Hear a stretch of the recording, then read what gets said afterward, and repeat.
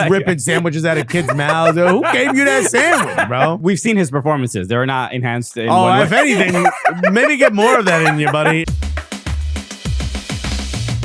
First, let's start with Talk a little Carabao Cup. Carabao. You know, we got to do a Carajo Cup. Carabao Cup would be just all the Caribbean clubs getting involved. Or should we create an energy drink called Carajo? Carabao. Why not? I mean, who's with the Carajo? The ad is right there, bro. Okay, it sells itself. Yeah. So many people constantly repeat the brand. Obviously, I was very excited because of the Arsenal result, right? Yes, I Arsenal think played we against needed a big Crystal one. Palace at the Emirates. Yeah, they a big win 3-2. It was the result doesn't really dictate what happened. Our Crystal Palace goes up early. Mateta bullies Kivior for a goal very early in the match. I think in the fourth kind minute. of a silly mistake from Kivior there. Yeah, he tried to head the ball and missed it. You never let the ball bounce. So anyway, it was a long ball, and then after that, especially in the second half, Arsenal bring in the big dogs. They bring in Odegaard. I believe they bring in Saka at the same time. Saliba. And then they took off from there. I mean, yeah, you look at the momentum chart here that we're looking at, and it's like, oh, were they playing against anybody? Yeah. And yeah, Crystal Palace showed up when they needed to, right. But they didn't really have much possession. But Eddie Nketiah scores at the end, a beautiful header. If you did it a couple months ago, maybe you'd still be wearing an Arsenal shirt. And then that's pretty much it. It stayed 3-2. It wasn't as sticky. Yeah. And you could see from the tail of the hat trick is really the... That's the thing we got to talk about. Is a hat trick has been scored by an Arsenal striker. Never thought in my in my lifetime. I didn't think I would. When was the last time an Arsenal striker or any Arsenal player got a hat trick? I can't even remember. That's a great question. There's There's been a couple big wins. It was like a couple 6-0s, a couple 4-0s, 5-0s, maybe somewhere in there. Yeah, no Saka's Hatties. never gotten one for Arsenal, right? That I saw him talking about that. I wonder. That's a great question. Maybe Carter can look it up. But I think the real question is jokes have been talked, right? Oh my God, so many people, they got it set because they need an open play coach because they're not scoring goals from open plays. You know, a little bit of a warranted statement though, because if you watch an Arsenal match, you're almost more excited for the corners than you are for open play because they've just been so listless in front of goal. Yeah. And everyone's pointing, you don't have a number 9, you don't have a number 9, you don't have a number 9, you need a striker, you don't have a striker. Is Gabriel Jesus the right option for striker? Or is this a red herring? You score 3 and everyone all of a sudden believes in you, but we've seen this before. He's had many chances. I mean, for me, it's like if it's a Premier League game, I'm probably a little bit more excited about it. I don't know, just the nature of the Carabao Cup match. Knowing Crystal Palace put out a full squad though, like a best squad. There's something, but also Arsenal didn't have that sort of full squad until kind of the second half. You know, it's not the... whether that's like a biased sort of opinion because I'm looking at this particular cup competition as like maybe less competitive, maybe the players aren't taking it as seriously. I don't know, dude. It's a knockout competition. You lose and you go home. So maybe there's a bit more intensity there. Yeah, my only frustration. I get where you're coming from though, because you're like, it's not the Premier League. My frustration, frustration is not the right word, but the offside. His First of all, third let's goal, not do or this. the second. Okay, there's no VAR. I mean, there's no VAR in this competition. So why would we re-referee this match? Don't even pull this photo up. I don't understand why you're doing this. So, I mean, we're looking at the moment where it was Odegaard that makes this pass. Yeah, I forgot exactly who it was, but no, I think the Saka just goes right through. Yeah, you see the ball at Saka's feet. And sending it to Gabriel Jesus, who is, I mean, okay, we're looking at. Do you remember the referee? Do you remember? Was it last year, or the year before, when it was Coventry City versus Manchester United, and Haji Wright's legitimate toenail is over the line, and they call it offside on the goal that would have sent Coventry City through, yes, and not Manchester United. That's kind of what we're looking at here. If the ref don't catch it, look at the ref right there. I'll say this: that flag is as down as it gets, my friend. Yeah, the ref is perfectly in line. He is looking at Gabriel Jesus in the eyes. Yeah. He's clearly, I mean, you can... He's actually saying, go ahead. I got you. Know, I want to see more goals. Yeah. That's the problem with this league Shine, and this sport. We're not seeing enough goals. You getting a hattie today is what he said to him. I was very shocked. He mouthed it to him. And Gabriel Jesus knew. This is so egregiously offside. And no, that's not egregiously offside. This is, I mean... No, because look at the, hold on. If we're going to do this, let's do it right. Yeah. Look at the defender's knee. The end of the knee is where you have to go because it's any part where you could score a goal with, right? Right. For Gabriel Jesus. So we're talking just the shoulder. That's pretty in line. Maybe he is offside for sure, but not egregiously offside. The ref cannot see that last defender, but that is behind Jesus. There's also the defender above him whose foot is all the way in the back. He's doing a stanky leg. I'm looking at it, and maybe in real time. Obviously, the game is very fast. These players are moving around, all back and forth. I can understand why. Who are we to dictate what the refs are like imperious, bro? They don't make mistakes in this competition. I've always said, bring David Coop back. Yeah, he did nothing wrong. I've always said that. Speaking of making lines, there's no way. Yeah, we said David Coop. No, we're not talking about cocaine. I'm not trying to be a hater. I'm honestly not. I'm just saying there's part of me that is like this feels like a bygone era where we're like, oh man, they made a mistake and it's still a goal, and it's like, all right, it's kind of garbage. I prefer VAR. Were you about to say something? Before you guys get to Jesus, the last time Arsenal scored a hat trick was in October of 2023. You will never guess who the player is. Can I guess? Yeah. Give me 3 chances. Okay. Eddie Nketiah. Yeah. I had full circle. Eddie Nketiah is the last, or before last night was the last. Got rid of him. Damn. All right. Couldn't hack so, it. By the way, also proves my point that maybe Gabriel Jesus isn't the guy, but we'll talk about that in a second. But him, so I'm not trying to be a hater here, but it's that the hat trick feels a little tainted. That's all. No, I mean, you're being a hater. Happy the for guy's him. Wearing an Everton shirt, folks. You can't trust him. But more than anything, is like him getting the hat trick overall. Happy for him. Does this move the needle of like, all right, yeah, should he be considered the main striker, the number 9? And because he did this in a Carabao Cup match, I can't forget the Carabao Cup. Isn't it enough? Yeah. Gabriel Jesus has had multiple years now to impress and hasn't done it. Mm-hmm. He's been inconsistent at best. After the game, he said, oh, I know the fans get on me for not scoring goals, but this season's been different. I've been asked to be more of a left back at times and defend and to track back, and I've tried to help the team in other ways. I want to score as many goals as you do. If you scored 10 one year, the next year they want 20, and the next year they want 30. Yeah. I'm quoting him when I say these things. I get where you're coming from, but at the end of the day, we've seen you as a 9.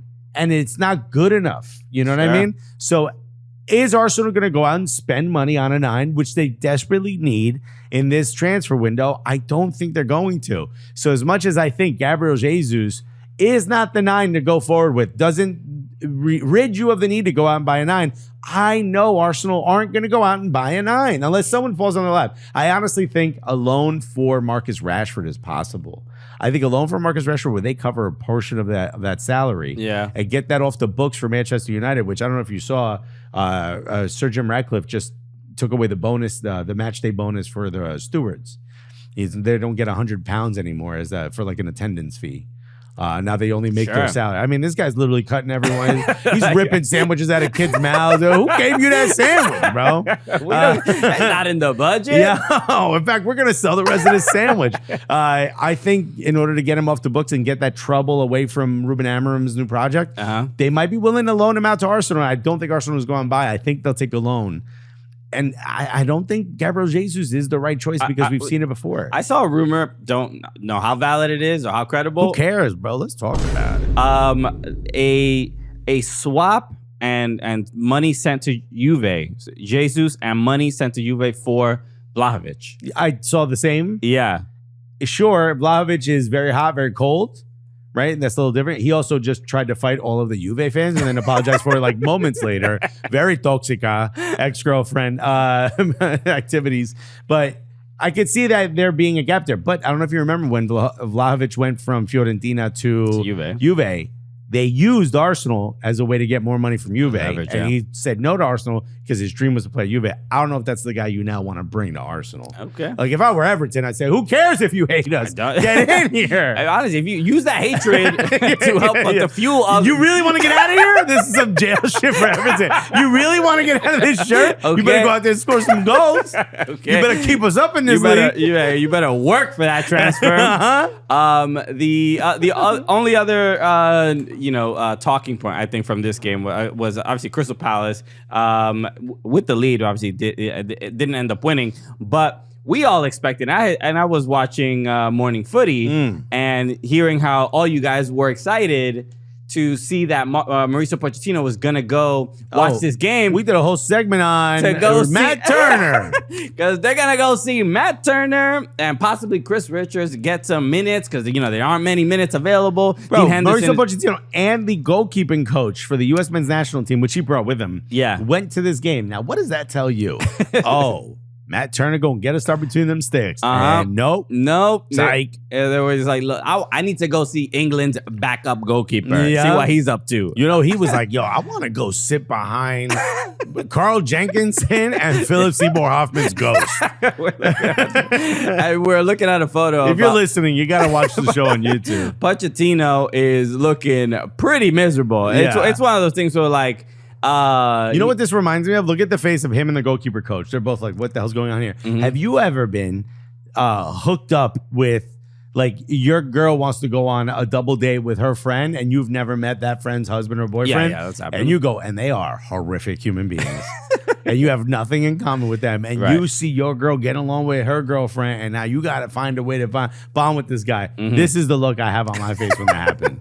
When I'm like, oh, this guy's talking about his crypto, man. Right. There's something, if you're a national team coach, especially if you're maybe specifically Mauricio Pochettino, I mean, who's the manager at Crystal Palace? Ollie Glasner. I mean, Pochettino, send a text like, yo, he's starting? Like, you're gonna don't make me waste my time. You're supposed to have an open line of communication with the managers of your players. Right. Did something happen in warm up? What is it? Bro, why am I here? Why is Matt Turner not playing in this game? It's but again, credit to Dean Henderson. He made some unbelievable saves, especially in that first half. Do you think the result would have been that much different if Matt Turner was in goal? My honest answer is probably yes. Oh, do you think not that much? I mean, maybe it might have been 4. Okay, then nothing happened. You should have let my guy play. Matt Turner. I don't know if this is a sign that Matt Turner is not playing in this game. This is a. It feels like it. Yeah, this is not a great. Again, a great signal. You're just a great sign in general, especially with the national team coach being there. I just feel more and more because play under friggin' Mourinho, whatever. Go to Fenerbahce, bro. This is kind of crazy. So I don't know what is the deal with Matt Turner at Crystal Palace, but again, it doesn't fare well for the upcoming World Cup for the U.S. men's national team. If it's effectively none of our goalkeepers are either starting or playing at a very, very high level. So what else is the what was the other thing? Oh yeah, Rashford. We didn't talk about. Oh yeah, we mentioned him a little bit where I think he's going to go on loan to Arsenal, but I guess the question becomes, right? So he was left off. Him and Garnacho were left off the last match, the derby, where they win. So that makes things a little sticky. Yes. Right? Like if you leave me off a squad, you know what I mean, and then you lose, I'll be like, looks like you need me. But if they go out and win, you're like, they might not need me, bro. I kind of lost all leverage there. Rashford did a interview with, after that. He did an interview with Michael Lewis. Was the name? Henry Winter. That's what it is. Michael Winter's the American. Yeah, I couldn't remember. Henry Winter though it sounds made up. Where he basically said like, I'm ready for a new challenge and I'll hold no ill will and I'll keep Manchester in my heart. But those are the sounds and those are the comments of someone who's ready to move on from the situation. Yeah. There are rumors of lack of professionalism. He said, I do feel misunderstood, but I'm fine with it. I'm a very simple person. I love football. That's been my life from the beginning. So it feels like, I think the same thing happened with Sancho during Eric Ten Hag. It's like, well, I want to say what's happening to me from my perspective. Yeah. But I think Ruben Amorim handled it well. He was asked about the new challenges comment, and he goes, "Yeah, this is a new challenge. Yeah, and there's no better new challenge than Manchester United." He's you got to give credit to Ruben Amorim. He navigates handling the media very well. He doesn't give anybody any big quote that will, like a Ten Hag style quote that will call everything into question or might throw players under the bus or whatever. He holds people accountable without humiliating anybody, and leaving Garnacho and Rashford. He's also not like lacking self-awareness of like, this is the greatest team that's ever played. What are you talking about? Yeah, he's being very transparent. I think the Rashford, some of the comment, I don't have the quotes in front of me specifically, but he says something along the lines like, you will never hear me speaking negatively about Manchester United, and you can just tell this dude is just, he's done, bleeds red, and but he's also done with the project, and I kind of respect that. But the question becomes, where can he go, right? I know Manchester United are pretty desperate to get money off the books, but where do you send a player like, you're not gonna? There was a time when Marcus Rashford was a well over $100 million player. You're not gonna get that in January, even though teams are sometimes desperate for a striker. You're not going to get that, right? Think of the teams you could go to. Real Madrid, there's already too many forwards there, right? Yeah. Barcelona, they can't even register Dani Olmo. They have to find a way to raise 60 million euros or pounds, whatever that number is, in order just to register one of their players they already have past January. So they're certainly not going to bring in another player unless they get him on a complete free, like no salary covered, no nothing. Maybe, and they don't have to pay a loan fee, right? Liverpool don't need him, right? And you're certainly probably not going to send him to a rival like City or Liverpool. Real Madrid, Barcelona don't need him. There's really no other team in La Liga. Atletico Madrid is a name that comes up. Atletico Madrid's already balling. PSG maybe, but PSG has made this promise to go for like young French players. You got a 27-year-old British guy. That's not necessarily. I could see maybe that happening, but they've made that promise to go younger. That doesn't feel right. Bayern doesn't feel right. They've already got a lot of forwards. They don't need another one. I can't really think of anyone besides him going to Saudi or taking that loan move to Arsenal. Get ready to learn MLS, Rashford. Oh, damn. You a TAM player, bro. Why don't you try that, dog? Wait till you hear about that. Have you had Skyline Shade? I think it's a real question. Yeah, no response yet. We'll get that. We'll figure that out. Anyway, I wonder. I don't necessarily think about where he's going to end up as much as like maybe what it means. Watching Manchester United fans come to terms with, Rashford's been at the club how long? So, 2 decades. Yeah, this is a little kid. a little baby. I remember he got his first start like 2016, 2017, something like that. Yeah, it was. I know after we started the show. Was it Ole Gunnar Solskjaer? No, it was under Louis van Gaal. It was 2015. 2015, yeah. So I remember when he made his debut and everything. So to me, especially almost essentially the last 10 years almost, he is a true representation. I mean, he is. Is he on like the Mount Rushmore of Manchester United? Probably not, but he's like. When I think of Manchester United, I think of the Nevilles, I think of David Beckham, and Rashford arguably is kind of like there as well. He hasn't, he never won the league with United. Yes, he didn't complete like some of the things, but as far as just a player that has just stood with the team, who's just always been there, and like inspired the nation at times. I mean, 100%. And he's taken a lot of racial abuse, especially after like the Euros final and whatnot. So, I mean, he's been through so many ups and downs, and it feels weird that this is the way that project is ending. But it also feels like maybe it's the right move for both parties. Like, I think so too. Yeah, and like so, his comments I think show a level of not only maturity, but even from a PR standpoint of like, I'm gonna. And now we know he didn't travel with the team. Right. There's a potential because he was doing where he did that interview, he was doing something with like a school of children. There was something like a children's event. It's possible that because he was there and not in Stockport where the Manchester United the train left, that maybe he's taking a different train. That's possible, but it feels like if he didn't travel with the team, that's probably on purpose. Yeah, I would assume so. But at this point, so I think it seems like it's gonna be a healthy breakup. Which after seeing what happened to Sancho and what happens to so many other Manchester United players, it's like kind of refreshing. And I think I get that. That's not a bad point. So credit to him wherever he ends up. But somehow Anthony is still there. Crazy. My man's a legend. All right. Crazy. So right before we get to our conversation with Carling, I just want to mention this as well. I don't know if you saw I don't know if you tune in to Call Her Daddy, okay? Big fan. Okay, because it's my go-to.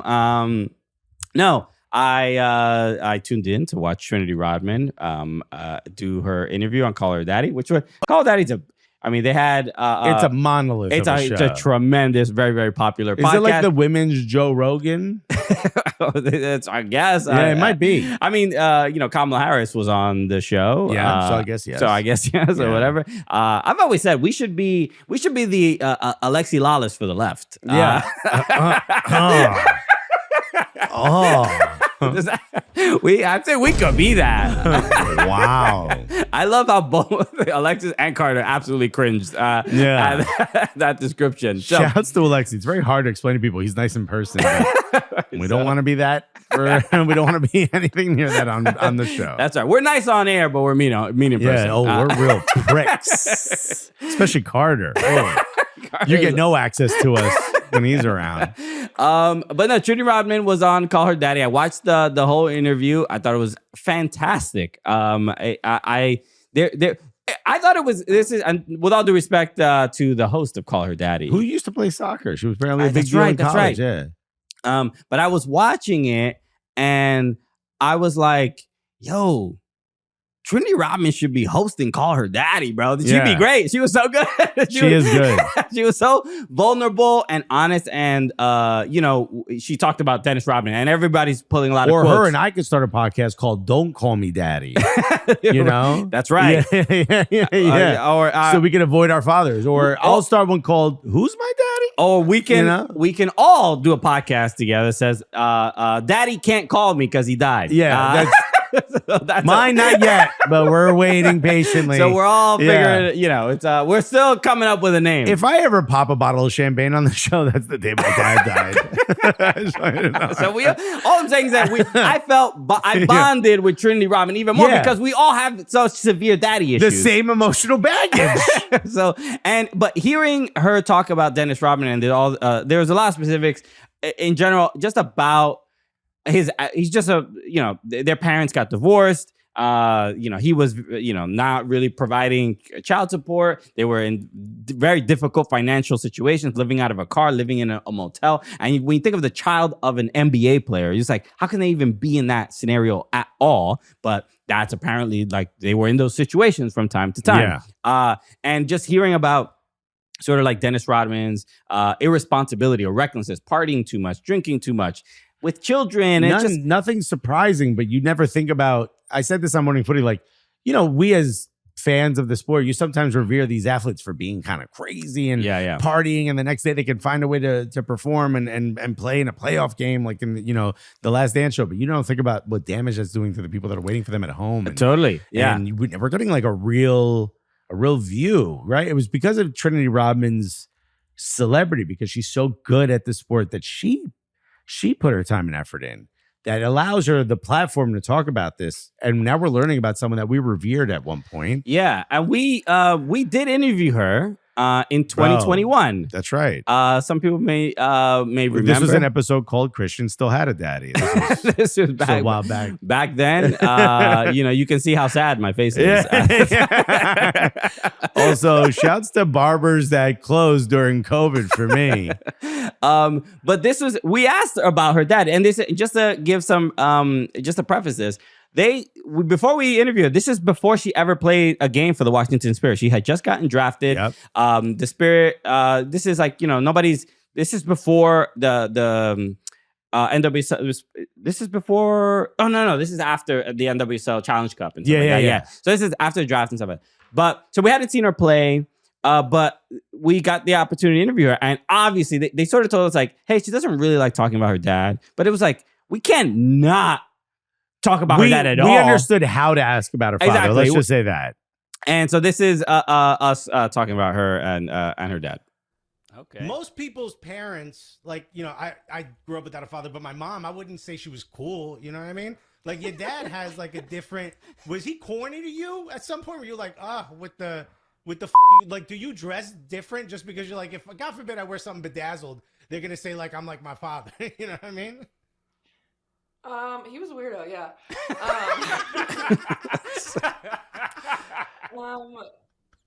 I don't know. My style and everything's pretty like chill for the most part. I'm not afraid to like wear a bunch of like weird stuff, but I'm just like pretty chill for the most part. I think as I get older, I'll find more of like my own style and like. All right, sure. I played that for too long, but so she was able to joke around about. Yeah, she didn't get shocked or rocked by us talking about it. Yeah, because I mean, and I highly recommend go checking out the Call Her Daddy podcast, and because it's anger that I haven't really been able to let out is like difficult for me. I think a lot of people would assume because you're Dennis Rodman's daughter, money wasn't an issue for you growing up. We had an expedition and we kind of lived in that for a little bit. We tried to live with him, but he's having parties 24/7. He's bringing random in. He loves the spotlight. He loves the cameras. He loves.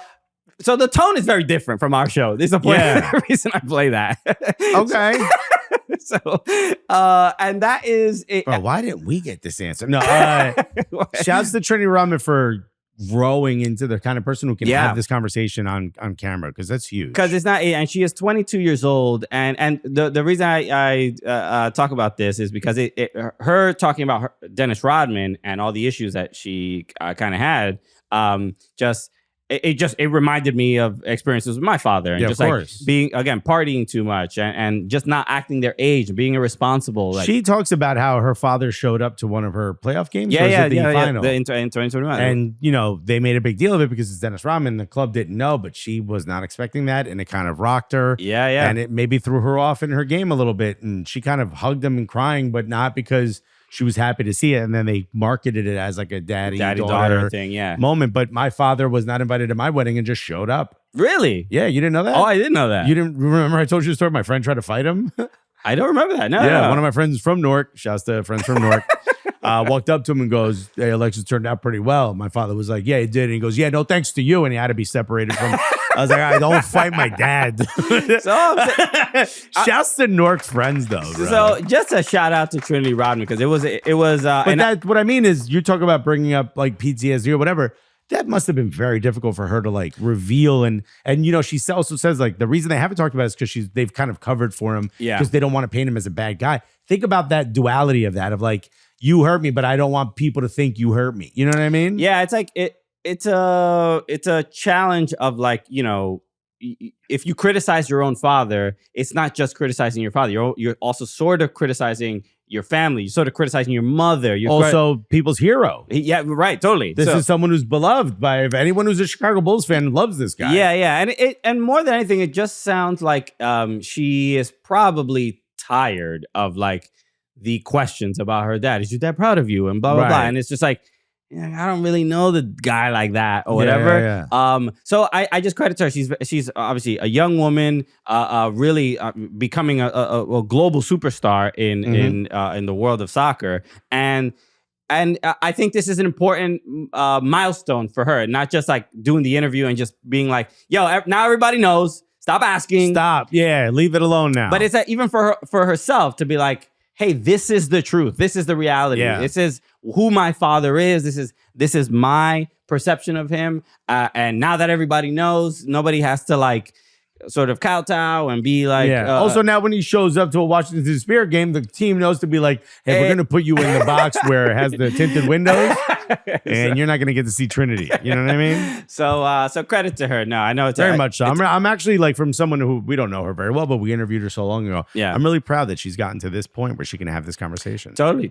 And good for her for like a ton of reasons. So all right, let's get to our conversation with Carling and talk about football and the art world and everything that she has going on. So we'll get to that right after this. I mean, when does it end? It does not. We get just the We should put a revolving door on the front door at this point. Only the most illustrious of guests. Seriously, bro. If you've got talent, please come do this show, because we don't. we need all the help we can get. Yes. But we are joined by an incredibly talented artist. The athlete artist, might I add. And what actually brought this person to my attention was a beautiful painting of Emile Smith Rowe. And I was like, how do I get a painting of myself? How do I, one, get this painting in my house? And two, how do I Photoshop my face on Emile Smith Rowe? But this is, beautiful. Once you see this, you start to see people that do something exceptional, but decide to do it in the world that we're in, right? Right, We're right. comedians. We decided to start a podcast because we thought this will add some levity to soccer. This person is adding art into a world that's quite brutal, but has art in it. Carlin Jackson, everybody. Carly, what's up? Thanks so much for joining us. Thanks so much for having me. Yeah, this is really cool. And I just want to make sure we thank you for bringing this artwork. Yes. Yeah. Now that if you're looking at this on YouTube or you're watching this, It looks like a photo of your grandfather. it looks like I'm there's a photo of just me and a family member. But no, this is an incredible painting of the legendary Pelé. And So Christian gets this a lot. There's a lot of people that are somewhere like in between Latino or like some type of, what is the Pacific Asian? Okay, yeah. African. There's a group of, anything along the equator. Christian typically goes, oh, I thought you were that. Yeah, You know, So there's a this lot of is- athletes. Like, what was it? Tiger Woods was a big one. Tiger Woods, Alex Rodriguez. Nani, the Portuguese, Nani, the Portuguese, player. Brazilian. Portuguese. He's Portuguese, yes. But yeah, so but no, this is incredible, and you do. Well, what I was gonna say is you could just paint him and then put a different badge, and there's like 80 players who could say, "Look, I painted a picture of you." no one be. I don't think anyone would know this, bro. Colorism. So let's. Getting into not just being an artist, but focusing on painting footballers. What's the origin story? How'd you get into it? Ooh, this is a heartbreaker. You ready? Oh boy. Yeah. Hold on. I actually started as a human rights artist. okay. Yeah, Ooh. and the first painting I ever did, oil painting, was in 2014, and it was of Rodrigo Kelton. He was a murdered street child from Brazil, from Fortaleza in Brazil. Wow. I got chosen as a volunteer to work at the Street Child World Cup, which happens every 4 years ahead of the Men's World Cup in the same city. I just I don't mean to cut you off, but we met the Street Child United organization. Nice. We were at Soccer X. At Soccer and X. we were everyone I met there were unbelievably kind and really Incredible. nice. And I gonna be staying in touch with them and hopefully either going to some of these events or working with them in some capacity in the future. They were very, very cool. No, I know. When I found out about them, that's my three loves, right? Soccer, art, and human rights. So I, was scheduled to go, and I was teaching at the time. I was a teacher prior to being an artist, and got an email from the Street Child World Cup saying the captain of Team Brazil, where it was hosted, was murdered on his 14th birthday. And I'm reading this email, and tears are streaming down my face. And he was, picked up off the streets at age 5. A lot of kids in Brazil, I think at the time, 18 are murdered every hour in 2014, 18 street children. And so he wanted to go home on his 14th birthday. He hadn't been home in like 10 years, and he wanted to see his mom and a girl. And he was feet from his mom's doorstep and shot, and then shot again. And his mom ran out and caught him. And his last words were, "Mama, please don't let me die." Oh my goodness. And Wow. at the same age, at 15, I almost died from a health condition, anaphylaxis, so allergies to food, and it almost took my life. And soccer saved my life. If I didn't have a field to go to, I was trying out for the Team Right Below National at the time. And if I didn't have a field to go to in between hospital visits, I wouldn't be here with you guys today. So it weirdly, like, I connected to this child, this young boy, on a really deep level, and how the love for football, motivated us to stay on the right path. And so I had this overwhelming feeling, kind of voice. I'm not a religious person, I'm a spiritual person, but it was like getting louder and louder. I was like, paint him, paint him, paint him. Yeah. And so I brought a wet oil painting about this big to the airport. I was a broke teacher, and I took like 10 flights to get to Brazil. And I get to the airport, had to go through the US. The US customs agent is like, "What are you doing? You cannot bring a wet oil painting on through customs on the plane." Now that I actually travel with art, I'm like, wow, was I naive? And I ended up telling him the story, and he was from Chile, and he started crying, and he just went, "Shh, keep going." Wow. And then on the first flight, the pilot was like, "Bro, Where are we supposed to put this thing? Mm-hmm. So he moved his luggage, stored the painting. Next flight attendants moved their luggage, stored the painting. And then it created this movement. And I'm like, wait a second, there's something here, right? And this is when I learned about the power of art for social change. So I get to Brazil, and no one knows that I painted Rodrigo. They put it in the non-denominational chapel, which was on site, because we had 230 street children from 18 countries. And so the night Brazil gets there, these kids, they've never been on a plane. They've never been anywhere, right? Their stories are heartbreaking. And they arrive, we're cheering, we're going crazy, we're yelling, "Ole, ole, ole, ole." ole. And they walked past the chapel, and one of the kids saw Rodrigo through the like tiny slit. I don't even know how. There has to be some divine intervention there because, and this was another person explaining this to me because I was somewhere else. And then they walk out as I walk by, and then we just stop, and there are tears streaming down their face, and I just do this. Like, I'm the artist. And that moment, like, changed my life forever. And we don't speak the same language, but we spoke the same language. So for the next 3 weeks, I was with Team Brazil. They brought the painting to lunch, to dinner, to bed, to breakfast. We went to this heartbreaking site called Candelaria, where in the 1990s, off-duty police officers would round up street children and execute them.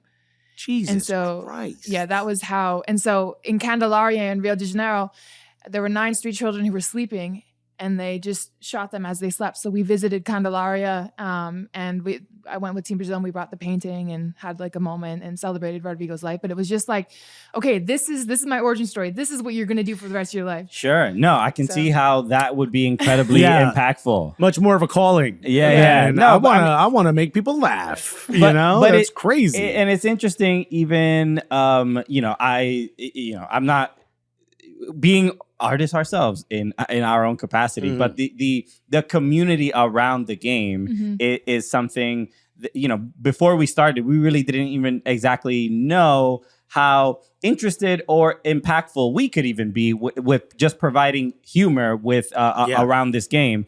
And it does build a community, but this is, art, it definitely has a much more direct influence and impact. And that kind of a story is just like, it's one of those things. Like I remember when I first did stand-up and I heard my first laugh after telling a joke where I said, I'm going to do this for the rest of my life. Usually how it works. And I sort of sense that with you as well. Yeah, no, it was like, but then I was like, who wants to buy a sad painting? So I was like, okay, in honor of Rodrigo and these kids, I have to, I wanted to use my art to, magnify their representation, to talk about injustice.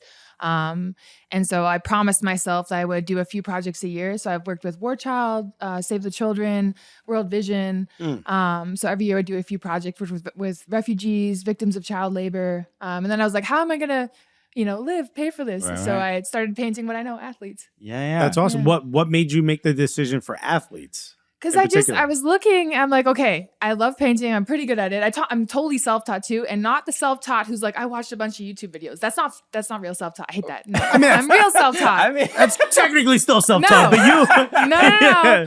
I'm for real self-taught. There's a whole hierarchy in the art world that I've learned about. It's really bad. They're like, you're a commercial artist. You didn't go to art school. I'm like, I make doctor money. Leave me alone. Yeah, exactly. But I was like, what do That's a flex. What do I know? I know sports. Yeah. I'm an ex-athlete, former D1 soccer player. And so I looked, there was no woman painting sports. And it was kind of all old guys. And I'm like, okay, there's a place for me here. And so my first professional sports portrait was for Amir Johnson on the Toronto Raptors. The goal was to get to football, though, because I'm like, I could get back to what I love. I got to go to the World Cup. I got to do stuff. And so Jonathan Mensah was my first soccer player, Black Stars, Stars MLS, and he's an amazing human. I was like, okay, if I can paint a guy that everybody kind of knows internationally, hopefully it'll hook a few Premier League players. Then I got in the Premier League, and it was a wrap. I was like going crazy. And when I painted for Emil a few years ago, this was a really cool story. He said, okay, I got the moment. Usually athletes will follow me and they'll be like, okay, I love your work, but I don't have the moment yet. Just give me time. I'm like, got you. Sometimes I'll even find the moment and then I'm like, this one, they'll be let's do it, Yeah. And so I painted his first goal for Arsenal. And I happened to be going to England like the week I finished it. I'm like, Emil, I'll just bring him with me. He's like, okay. So we get to his house and bring the painting in. And he starts to get kind of emotional. And he goes, I didn't tell you this, but you painted the best moment of my life. Oh my goodness, Emil, come back to Arsenal. I know. I missed you, dog. Right? Yo, Colin, gonna make me cry, bro. I'm an Everton fan too. It's crazy. No skin in the game. But I got nothing but skin in the game. When you are painting players, does the gate agent and when you have the wet oil painting, are they if customs agent was a Tottenham fan, you might not get through. You know what happens though? FedEx is my shipper, and I have my own manager because of my clientele. Yeah. They actually just did a feature story on our relationship. She's awesome, and she's like for some reason in some countries in Europe, because they ship everywhere, they won't deliver to the person's house. So then I have to say who it is. They're like, we got it, done, done. Yeah. It's there. Don't worry about it. They'll be like, you have to pick it up here. I say who it is. They're like, no, we got you. Wait, they won't deliver to the person's Yeah, house. it's weird. I don't know. Yeah. How's that? That's what delivery is. No, I know, but like there's I don't know how it works, but in some countries it's just, I never think you'd there's have like to a do depot you have to pick it up at. Do or you know something. who I am? To right? to the U.S. Postal Service. Yeah. This is ridiculous. No, this is this is really cool. And I'm sure. But do they order this? Like, did Emil order this? Like the I size and everything? Yeah, so I only work for athletes, so that's why I'm the athlete artist. I'm an ex-athlete. I paint athletes for athletes, so it's a triple entendre. So I don't usually work with agents too. I prefer to work directly with athletes. So like right now at the moment, I'm working on 10 portraits for NFL, MLB, MLS. We got Edward Mendy painting for him in Saudi Arabia. Like everybody. So That's wild. No, I mean, so in general, I mean, I'm sure you get this question a lot, but like, what are some of the more notable ones where you were like, I can't believe I'm painting this person, or I can't believe this person hit me up and wants me to paint them. Yeah. There's one I can't say right now because it's going to be delivered soon, but it's a quarterback in the NFL, and his agency ordered it, and it's really sweet. Okay. Are you going to ship it directly to his Mahomes? I mean, Not him. Not him. Okay. I'm gonna paint Aaron Rodgers getting the vaccine. it's just a blank canvas. It's inspiring me right now. I would say the portrait I did for Adidas. I painted the World Cup family portrait for Adidas in their family reunion commercial. If you guys saw that, it was the most watched commercial in Adidas history. 2.7 billion. I don't know if I saw it. Maybe I'm not remembering it's up, I think up a little. Is it? We'll look for it. But this is that's pretty cool. I mean, you went to the last World Cup, or I painted at it. So I got to paint in Qatar, which was absolutely insane. And what does that entail? They'll tell you what to paint, or do you get sort of creative freedom? So this is wild. The World Cup has never done anything like live painting before. Yeah. And so Qatar, I had been battling with them for years. I'm like, guys, I gotta come. I gotta do this. I was just determined. And then like 10 days before the semis, they're like, can you paint people like live? Like how fast can you paint? So I developed this new speed painting technique to do in stadiums and outside stadiums. Self-taught? Yeah. Okay. Yeah. Self-taught. You didn't see one video? and they were like, okay, we'll test it out. So I did a semifinal, the first semifinal, and they're like, like, can I swear on you? Yeah, of course. Yeah, of course. They're like, shit, you're good at this. Do you want to do the final? And I was like, do you want to do the next semifinal, like France, Morocco, And then I was like, what? And so I painted Achraf Hakimi and Mbappe for that semifinal. And I know Achraf, so I was texting him. I'm like, bro, I'm outside painting you. And it was insane. It was just, so cool. I had like 2,000 fans taking photos of it, asking questions. I was on such a high. I got to go to a World Cup, which was my dream, but like in a completely different capacity. And I'm the first artist in history to paint a World Cup. And as a woman, this is like, you have no idea what I deal with. Like you probably have a general idea, but it can be a nightmare. So. Yeah, I can imagine there's a lot of hurdles. I'm sure the comment section is lovely. And a lot of super respectful people. We work in comedy. We have a lot of obviously female comedian friends, and the comment sections of their posts are absurd. So. Can you give me an insight into what makes speed painting happen? How does that? Yeah, so there's three main mediums of paints: kind of watercolor, oil, and acrylic. Yeah. Oil takes forever to dry, as we know with Rodrigo's wet painting that I took.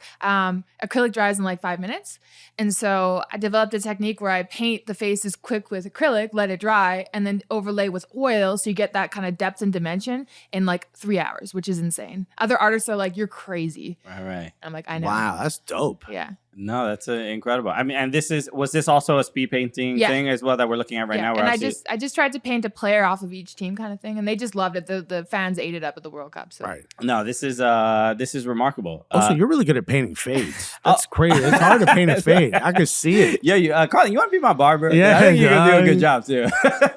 Can you do speed fading? The one thing that's interesting is you saying about how they asked you, can you paint live but people can see your work, and they say it's always interesting when they invite you somewhere and they see you actually working, and then they're like, hey, you're really good. Yeah, it's like, well, I got like a decade of work. Right. I was Have you also not really looked at my portfolio? You could have just seen my. That tends to happen with us from time to time, where like people know we're stand-up comedians, and then until they actually see us perform, they're like, "Oh, you guys are actually funny." And it's like, well, you hear all the jokes online. Yeah. Why would you think we were not? We emceed the Premier League Fan Fest. That was like one of the first things where like a lot of Premier League players that were around or former Premier League players like heard from us other than clips they've seen. And people would come up to us and go, "Wow, you guys are actually like really funny." It's like, how did you think we got this gig? Like, how do you think we've been around for so long? Or we get the, "Wow, you're real comedians." Yeah. My equivalent would be like, "Do you do art for promotion?" I'm like, "Excuse me?" Yeah. Like, what? Yeah. I did a piece for Jamie Foxx, and you want a free painting? Like, Yeah, of course. why? You don't want the publicity, No, Carling? right. But look, you were at the Olympics as well. Yes, I was Team USA's artist. So this Beautiful. is your resume is crazy. Stealing the Canadian artist. Let's go. But you were watching a video of you. Is this giving a painting or? So I brought these prints of Muhammad Ali, who's my favorite athlete of all Mm-hmm. time, and I saw Flavor Flav. And I was like, "I'll just give him one." And then he went crazy and called one of Muhammad Ali's daughters, and we had a Oh, moment. come on. Oh, that's Yeah. amazing. Dude, I mean, how do you not just weep and cry at all He these? got really emotional. Yeah, this is so cool. Have you ever been to Muhammad Ali Museum in I Louisville? have. I'm doing something with them. I just went for the It's first time. Isn't it unreal? It legitimately changes your life. I know. If it doesn't, you didn't pay attention. And he was an artist, and his dad was an artist. Come on, the red bike? Yeah. Oh no, I know, right? Stop it. This is the most Flavor Flav moment. This is big unk energy in Right? Flavor Flav. Like, hey, I just ran into a lady that just took a painting of your father. Steve says he knows you. Nah, this is so cool. I mean, I'm sure you have dozens of these moments. Are there any more in particular that really? Or like, what's like the coolest person you've met because of your art? Jamie Foxx. Jamie Yeah? Foxx. Yeah, that's. I mean, He has a new show coming out December 10th. I'm so excited about it. Yeah. He told me actually the background of it. It's pretty crazy, but he is the most creative person I have ever met in my life. Like he sang, created a song, did a comedy set, and acted out an entire movie when I was at his house for one day. And I literally was just awed. And I'm around crazy amount of creative people, and I was completely blown away. no, I mean Jamie Foxx, and we've seen this throughout the years as someone who I think doesn't necessarily get the flowers that he deserves because, you know, I was introduced to him through In Living Color and in comedy. Comedy was how I first knew of him. Exactly. And then when he's singing and then and as a musician, he's an unbelievably talented musician that barely anybody ever really talks about and who's had like real hits. And just to be, it's annoying that somebody is that good at so many things and at such a high level. So that's a really cool. And he still looks so young. Oh, I know. I was shocked. You want to know? Do you guys know how he started doing comedy? How? This was such a cool story. So he was in grade school, and I think it was grade 3. He started. His grandma was a teacher, and so he grew up, and he's like visceral for knowledge. Like he knows, he just soaks it up. So he kind of knew everything in school. He was bored all the time and kind of messed around. And so his teacher was like, "Jamie," and he's like, "Okay, here's the deal. Here's the deal. I'm gonna help you with all the kids. I'm gonna be your kind of assistant in class if you let me do stand-up comedy every Friday." The last 15 minutes of class. And she said, "Deal." And that's how he started. And I thought that was beautiful. There's like 3 or 4 comedians that started this way. I got hit in school. You can't jokes. It wasn't a space to just have fun and make jokes or make fun of people. No. So that's pretty remarkable. I'm so glad that they got that opportunity. Yeah, I was terrified to do comedy before I did. Like it took years of just convincing myself to even try it. So I was always the one trying to get jokes off in class. That was me all day. But I was never encouraged. Yeah, I was that very too. much discouraged. I made the jokes as well, but I did not. I was like, no? I got to get on stage. I'd get in trouble too. I'd say things loud, like good callbacks and stuff that happened before, and teachers would be like, "You're not helping." You know? Maybe that's what I was missing. He said I'd help the kids. Well, look, it worked out. It all worked out. Yeah, me and Jamie were equals. No, this is cool. I mean, look, just scrolling through your Instagram is just While you scroll through that. That was, you see the Olympics moment there? The Woodhalls right there? Right here? Yeah. That, you guys know this moment, right? Where Tara won the gold and she ran to Hunter. So I really wanted to paint this for them, but I didn't know them personally. So I just like looked through my following list. I'm like, okay, mutual. asked them if they want a painting, and they're like, yes. And so I painted this, and I'm painting Noah Lyles right now too. His moment when he won 100 meters. So that was really cool after being Team USA's artist. So yeah. I'm gonna start DMing random athletes and being like, yo, you want me to write some roast jokes about you? Or be like, you want me to get Carling to make a painting for you? No, this is really, really cool. I mean, and I really appreciate not only the obviously your incredible work, but the stories behind them, and really the thing that propelled you to become an artist in this particular way is I think is very, very impactful and emotional and sincere. So no, this is like a really cool thing. I really appreciate you coming by and talking a little bit about it. Before we let you go though, like what's the one dream get? The dream get? Yeah. The World Cup, the World Cup and the Olympics were on my list, but I already did those in the first like 10 years of painting. So that's pretty crazy. So my next one, it's kind of like an overarching goal. So I want to legitimize sports art in the art world, because right now, if you go into most galleries, they'll just laugh at you. Whereas when you look at that, I'm using Renaissance techniques that I taught myself reading the old journals of master artists. Right. Reading, not watching. Yeah, to replicate, like I want to bring, legitimize sports art. Can you give me like an idea of what a Renaissance technique is? So if you look, you see in the light, you start with it's called fat to lean. So you start with... So Alexis the Christian. You start with like a heavy oil base with oil paint, and then you layer thinner and thinner and thinner and thinner layers. That's why they say when you go see the Mona Lisa, it feels like she's following you. It's because the light pierces through the layers, and you get this extreme depth. And so no one really does that with sports art. I thought she was following me because she liked what she saw. Damn. I see that smirk, girl. So I'm doing actually my first museum, the Paris Art Museum, for the World Cup. And I'm working with Pele's family and Theresa Tran, and we're gonna do I'm gonna paint 7 to 8 of the best footballers in history, and it's gonna be called The Beautiful Game. So for that's awesome. I love it. That's a huge breakthrough like in the art world for me. So well, congratulations. I mean, obviously well deserved. No, this is incredible. It's huge. Yeah. So I can't believe we get to have this on our show. And Brazil just got one of my paintings. Oh, really? Yeah. Damn. I painted Bobby Moore and Pele, and it was in a little sports gallery, like makeshift gallery in Miami, pop-up gallery. And they invited the ambassadors from like Argentina, Brazil, etc. And they're like, can we have this one? And that's like a huge honor. So yeah, it's going to be in the embassy in Brazil. That's so cool. I mean, your contact list it's not only just athletes, but it's like politicians. Yeah, do you want to be our show booker by any chance? You know some people. We'll have the premiere of China, and then we'll have Flavor Flav on the show. Call Ashraf Hakimi right now.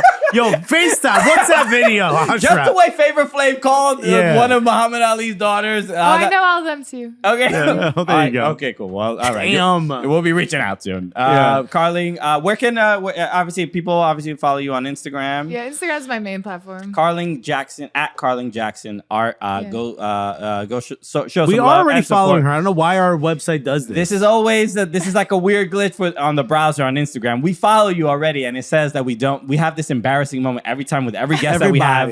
Where people will comment sometimes like, "Why aren't you following us? You're on your show." We're like, "We are." Look, we're on there anyway. So go follow Gaslighting. Carling Jackson Art to see some of the rest of her incredible work. Carling, thank you so much for joining us. Really appreciate it. This is huge. Yeah.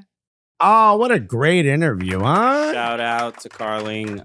Really, really dope. She's a sweetheart. And if you are just listening, please go check out her Instagram because she makes some beautiful art. Obviously, that was a lot of fun. You know what else is fun? A little Rápido Reactions. Let's go. Carter. They're going to be muy rápido today. Oh, yeah. We don't got a lot of time. So, Carter, hit us. What you got up for number 1? All right, your first one, Marta winning the Marta Award. Your reaction. Bro, if Marta would have lost the Marta Award, that would have been wild disrespectful. This is this is fun, but I'm gonna suggest there's a little bit of controversy because the Marta Award is the Puskas, the female Puskas Award, and it's the first time it is named this. Right. And I didn't think Marta's goal was that great. Okay, I'm gonna do this. Why you hate this storyline, bro? I understand. You can't take this away from her.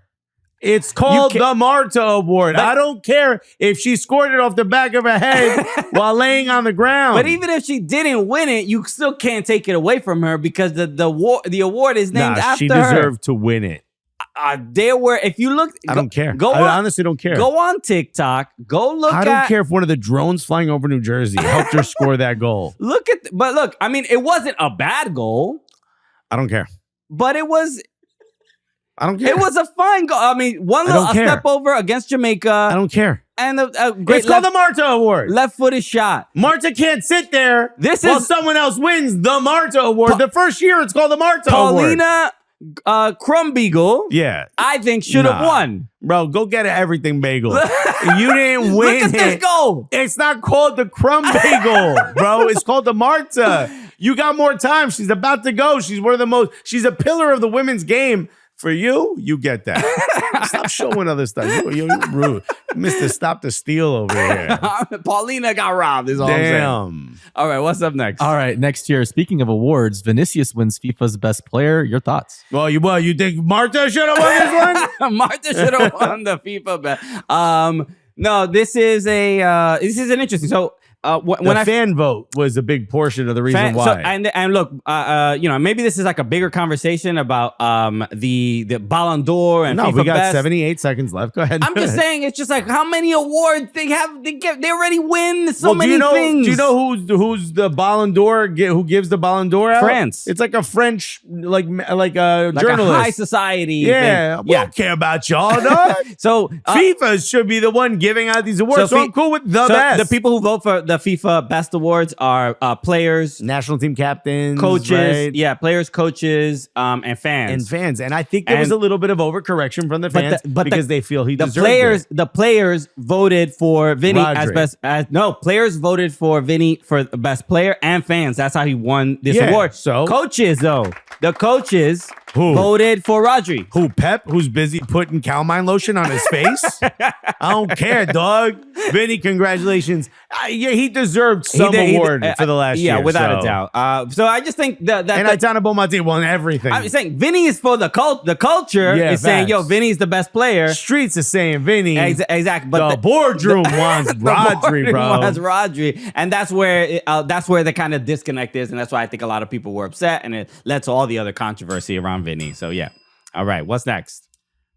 All right. Next year, Mykhailo Mudryk was just tested positive for a performance enhancing drug. Your thoughts? A banned substance. A banned substance. Because, I mean, we've seen his performances. They're not enhanced. If anything, maybe get more of that in you, buddy. But Chelsea fans are like, whatever that was, give him a vibe. Get the Costco size of whatever it is you got. So it's a banned substance. And the substance specifically was reported in The Athletic by Simon Johnson and Adam Kraft. And they said that it was meldonium. Right. Which is found in the Black Panther film. Right? That's exactly it. Wakanda. It says meldonium is an anti-ischemia medication, which according to USADA is typically used clinically to treat those suffering from heart conditions such as low blood flow to the heart and angina. Oh, damn. Angina. Never mind.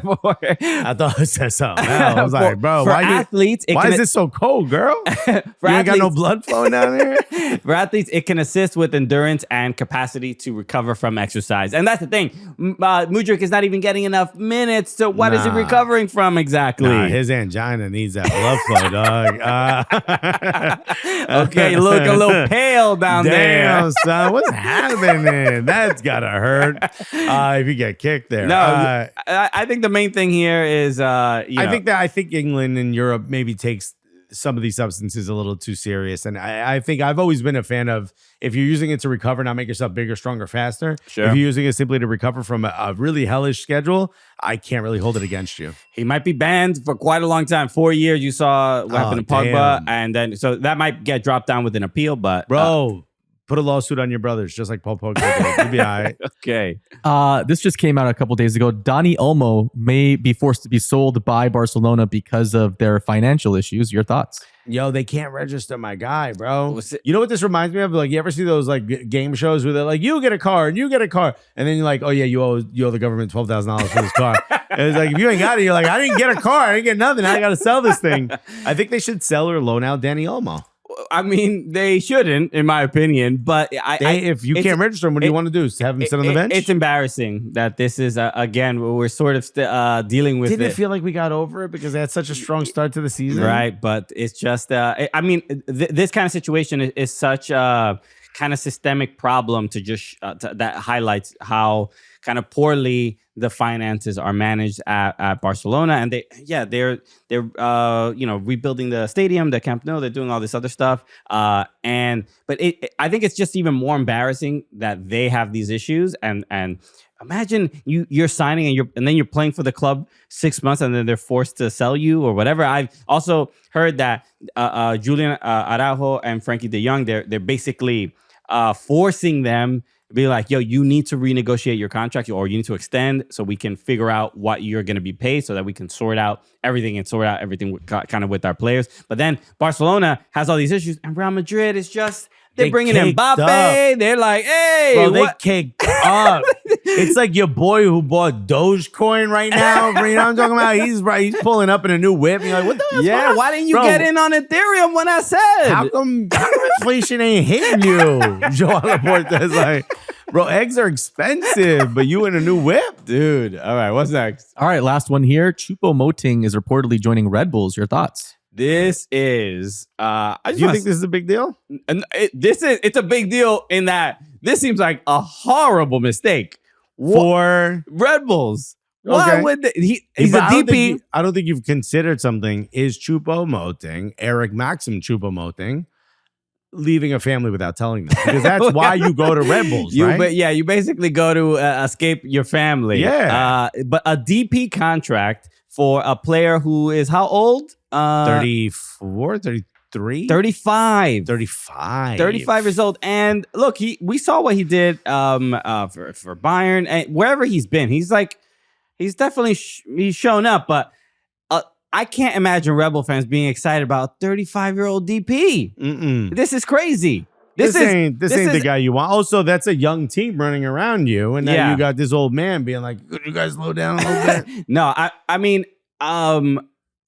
could it work? Sure. I mean, what Rebels kind of find a ways to figure it out. The Rebel seems to be investing in New York Red Bull, right? Klopp is like helping out a little bit. Okay, here, okay. Maybe that's a positive sign. Probably not the guy you want. If you're a Rebel fan, this seems like such a bad move. I mean,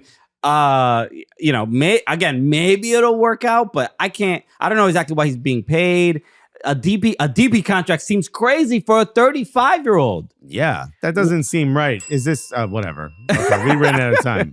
Very confusing. I don't get it. He played for Stoke.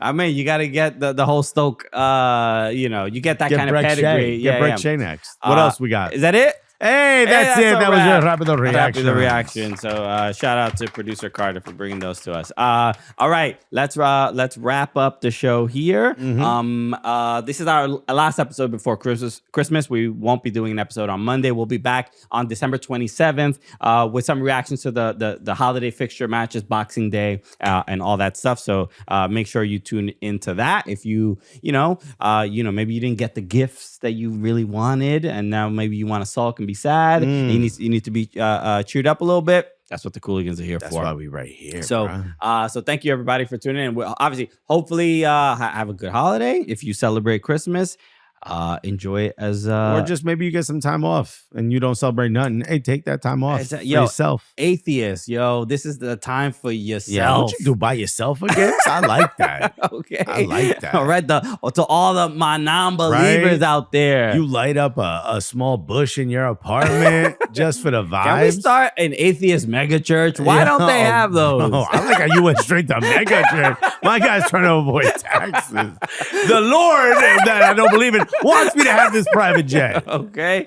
I need to wear the most elaborate suits, ornate garments. Bro, I'm telling you right now, if we start a mega church, all silk distributors are on notice. I will be wearing the funkiest of materials. We'll pay all the tariffs. We don't care. Tariffs? What you think these people are here for? Tithing, my G. Give me 10% of your income.